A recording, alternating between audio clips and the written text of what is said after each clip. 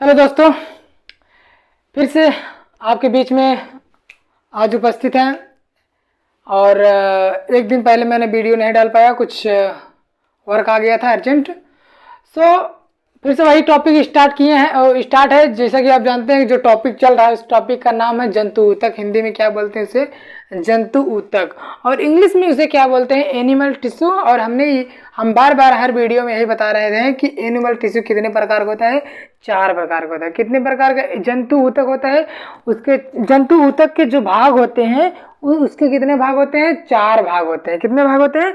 4 भाग होते हैं। तो 4 भागों में हमने तीनों भाग खत्म कर दिया। आज चौथा भाग उसका एनिमल टिश्यू का लास्ट टॉपिक जो है, लास्ट पार्ट जो है, लास्ट भाग जो है, अंतिम भाग जो है नर्वस टिश्यू, जिसको तंत्रिका ऊतक बोलते हैं, उसको पढ़ाने वाले हैं और उसके बारे में कुछ बेसिक जानकारी देंगे। तो आइए देखते हैं आखिर ये नर्वस टिश्यू और तंत्रिका ऊतक क्या है। आप जानते हैं जो भी टिश्यू बनते हैं वो किससे बने होते हैं? सेल से बने होते हैं। सेल से ही मिलकर के सारे क्या है? टिश्यू बनते हैं। तो ये जो हमारा नर्वस टिश्यू है ये किससे बना है? ये भी सेल से बना है, नर्वस सेल से बना है। ये किससे बना है?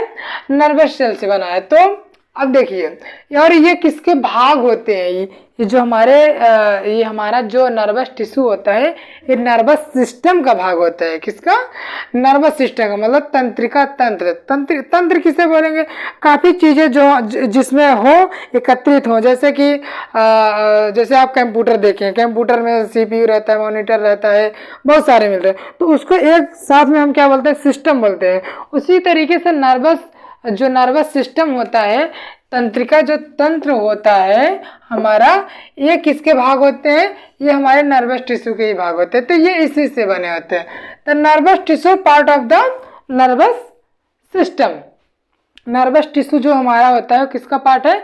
नर्वस सिस्टम का पार्ट है। किसका पार्ट है? नर्वस सिस्टम पे। अब यहाँ पे लिख दे रहे हैं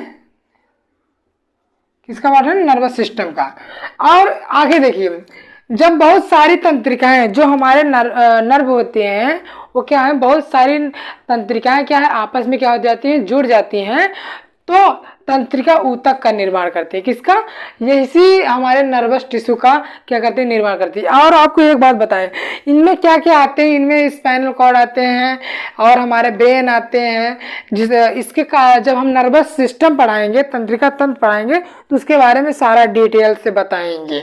तो जैसे कि मान लीजिए हम कोई काम करते हैं, तो काम करने का जो ऑर्डर देता है, सिग्नल देता है, वो कौन देता है? हमारा ब्रेन देता है कि मुझे अगर कोई चीज़ क्या करना है? उठाना है, सामान उठाना है।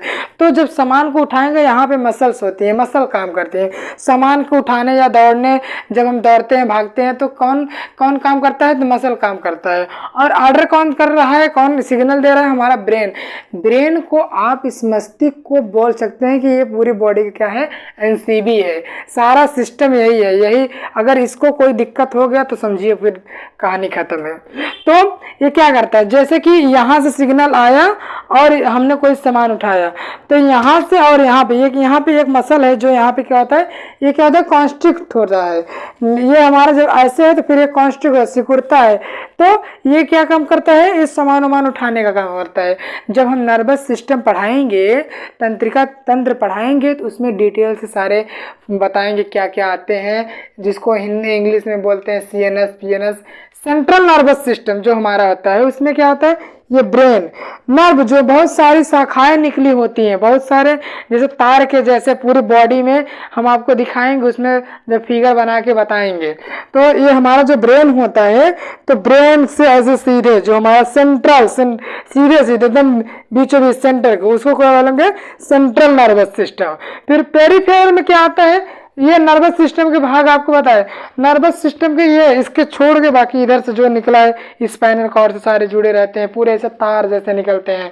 तो अचानक में जैसे मान लीजिए कोई, देखिए इसका मतलब मेन काम क्या होता है कि जैसे जब हम कोई, जैसे मान लीजिए ऐसे हम खड़े हैं और हम खड़े हैं, अचानक में कोई पीछे से आ गया, हम देख नहीं रहे हैं, तो वो उसने अचानक से भूत से बोल दिया या डरा दिया, तो हम क्या जाते हैं, डर जाते हैं। फिर जब देखते हैं तो सोचते हैं अरे तो मेरा फ्रेंड है या कोई और है, इसको हम जानते हैं, तो हम डरते नहीं हैं।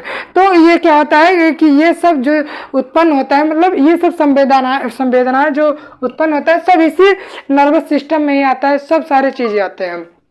और जब भी जो हम कोई कार्य करते हैं, अचानक से यहाँ पे सुई लगती है, तो कैसे पता चल जाता है कि यहाँ पे सुई लग गई, या फिर कोई जैसे हमको कोई मारता है तो हम हाथ पीछे कर लेते हैं। सारे ये जो होता है, जो भी क्रियाएं होती हैं, सब इसी नर्वस सिस्टम के अंदर आती हैं। तो जब भी हम नर्वस सिस्टम पढ़ाएंगे डिटेल से बताएंगे। अभी जैसे कोई इंजेक्शन लगाता है, दर्द होता है, या फिर चोट लगने पर दर्द होता है, सिग्नल कैसे पता ब्रेन को हो गया कि यहाँ दर्द होता है, या फिर मतलब जो भी क्रियाएं हम करते हैं, तो हमारा ये ब्रेन मेन ये है, यही सारा चीज़ करवाता है कि ये इसको ये करना है, ऐसे करना है। तो वो चीज़ बताएंगे आज इसमें, केवल यही बता। और ये जो हमारा इसमें होता है न्यूरॉन, तो ये बोल सकते हैं न्यूरॉन से बना है। किससे बना है? हमारा जो नर्वस टिश्यू न्यूरॉन से बना है, नर्वस सिस्टम। ये क्या है? ये क्या है? मूलभूत इकाई है, यूनिट है। ये क्या है? सबसे छोटी इकाई है इसकी, क्या? नर्वस सिस्टम की या नर्वस टिश्यू की न्यूरॉन। ये क्या करता है? संवेदनाओं को क्या करता है? संवेदनाएं, जो भी संवेदनाएं उत्पन्न होती हैं, सिग्नल उत्पन्न होता है, उसको क्या करना? ये पहुंचा। जैसे मस्तिष्क हो गया, स्पाइनल कॉर्ड हो गया, और तंत्रिका ना, ये सब ऊतकों से क्या होते हैं? बने होते हैं। और इसके कुछ कार्य देखेंगे, ज्यादा नहीं, थोड़ा बहुत। तंत्रिका जो हमारा होता है, जो हमारा ये नर्वस होता है, ये जो होता है, ये कोशिकाएं विभिन्न भागों के बीच सूचना प्रदान करता है। सूचना, जैसे कि अचानक से हमें चोट लग गई पैर में, तो तुरंत जैसे पैर में चोट लगा, तुरंत सिग्नल आया हमारे कहाँ पे?